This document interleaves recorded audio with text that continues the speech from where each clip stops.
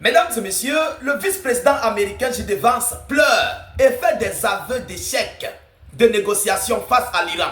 Lui-même avoue, je dis, il avoue l'échec cuisant et catastrophique. C'est déplorable.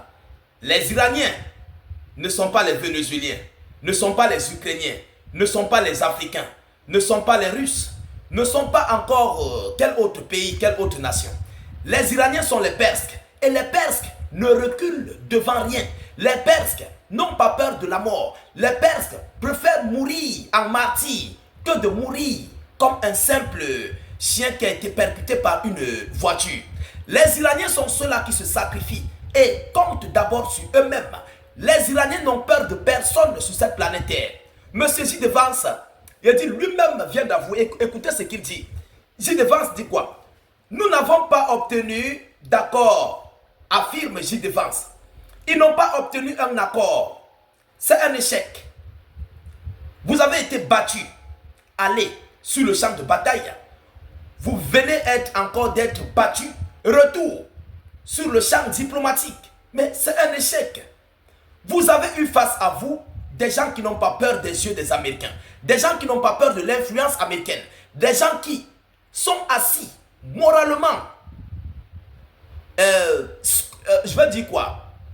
Scolarisés. Je ne sais pas le terme employé. Donc les gens qui sont assis proprement avec des diplômes beaucoup chargés. Les gens qui sont puissants dans la diplomatie. Mais je vous ai toujours dit, les Iraniens ne sont pas des gens qui reculent devant n'importe quoi. Les Iraniens sont des gens qui d'abord fréquentent proprement. Ayez peur des mathématiciens et des scientifiques. Monsieur J.D. Vance fait cet aveu d'échec catastrophique devant le monde entier. Donc, vous avez cru que vous allez arriver, entrer dans le salon des Iraniens, prendre leur table, prendre leur télé, porter leur freezer, porter leur canapé et puis vous en allez. Ah ouais, mesdames et messieurs, où sommes-nous? Où sommes-nous? On se rappelle bien, Donald Trump avait dit on aura un accord. Ah oui, nous avons déjà un nouveau président en Iran et il est favorable. Mais ce qu'on veut plus, c'est plus précisément le nucléaire iranien. Alors, c'est maintenant que vous devez comprendre que l'échec qu'il y avait eu au sud-ouest de l'Iran lors du crash de ces deux pilotes était basé plus précisément sur une programmation. Comment faire pour aller récupérer l'uranium enrichi iranien? Je vous avais dit ça ici. C'est imminent. Comme ils n'ont pas pu, allons voir dans le domaine diplomatique. L'Amérique est affaiblie. Ils vont rester là-bas. Alors, les Iraniens n'ont pas plié. L'Amérique fait des aveux d'échec. Mesdames et messieurs, mettez beaucoup de j'aime, partagez la vidéoconférence au maximum. Écoutez ce que M. J.D. Vance dit. C'est très important, c'est imminent. Il dit quoi? M. J.D. Vance, nous n'avons pas obtenu d'accord, affirme J.D. Vance. Il n'y a pas eu un accord entre l'Iran et les États-Unis d'Amérique. C'est l'échec. C'est l'échec. Il continue en disant, nous rentrons.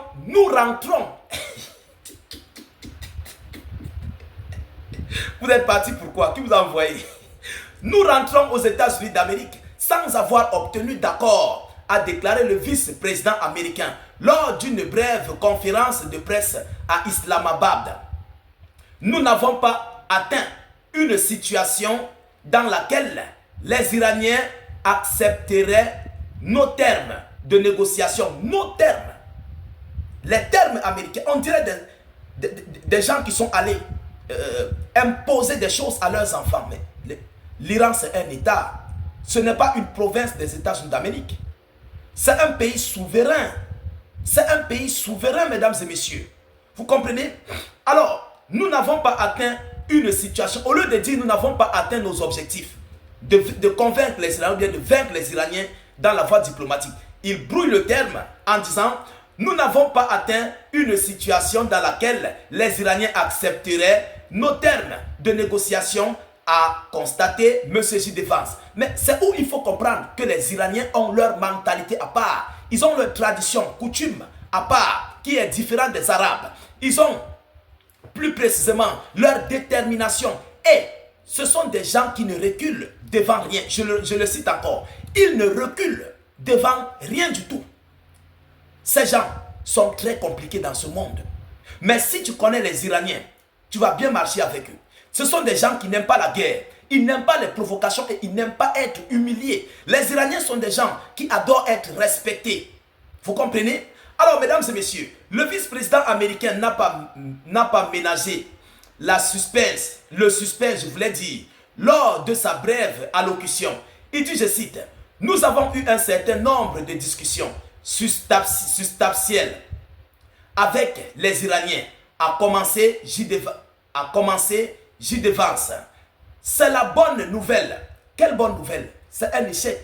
Tu veux couvrir l'échec diplomatique par quelle bonne nouvelle? Mesdames et messieurs, la mauvaise nouvelle c'est que nous ne sommes pas parvenus à un accord. Nous ne sommes pas parvenus à un accord. C'est un échec diplomatique pour l'Amérique face à l'Iran. Mais de vous à moi, soyons sûrs, soyons sérieux. Parce que le but des Américains, c'était que l'Iran capitulerait face à la diplomatie américaine. C'était ça le but des Américains. Que l'Iran capitule face à l'Amérique. Après qu'ils ont fini de frapper sur l'ensemble du territoire iranien, il fallait que l'Iran vienne capituler pour dire papa, on a compris. Mais les Iraniens, ce n'est pas l'OTAN. Ce n'est pas M. Mark Rutte qui appelle Donald Trump papa. Papa a fini de frapper, papa va séparer les enfants. Non! Les Iraniens ne sont pas dans ça. Moi, depuis, je ne cesse de vous le dire. Les gens disent que non, état d'urgence, tu es un pro-iranien. Mais regardez les choses en face. L'Amérique a des chiffres sur le papier. Mais à l'intérieur, la puissance qu'on nous fait rêver n'est pas ça. Ce sont eux qui contrôlent l'économie sur les papiers. Ce sont eux qui contrôlent la première puissance militaire au monde sur les papiers. Parce que ce sont eux qui écrivent tout. Mais en réalité, l'Amérique n'est pas ce qu'on pense. Les Américains ne sont pas ce que nous pensons, ce qui nous ont fait rêver dans des films frictions, où ils ont affaibli nos cerveaux pour que nous puissions avoir peur des Américains. Mais ces années sont révolues. Peuple africain, réveillez-vous. Réveillez-vous, s'il vous plaît. Je vous dis quelque chose de très très sérieux. Vous comprenez? Même si c'est vous-même, vous avez les notes, vous avez vos bulletins. C'est vous qui mettez les notes, c'est vous qui signez, c'est vous qui mettez les cachets. Vous allez vous priver vous-même d'aller à la classe supérieure? Jamais. Et vous continuez toujours de rester derrière, mais vous mettez les gens à la classe supérieure, même si vous avez la note ou pas, même si vous avez de bonnes ou de mauvaises notes, vous allez vous mettre un tampon, mettre des bonnes notes, falsifier votre bulletin pour être à la place supérieure. De vous à moi, mesdames et messieurs.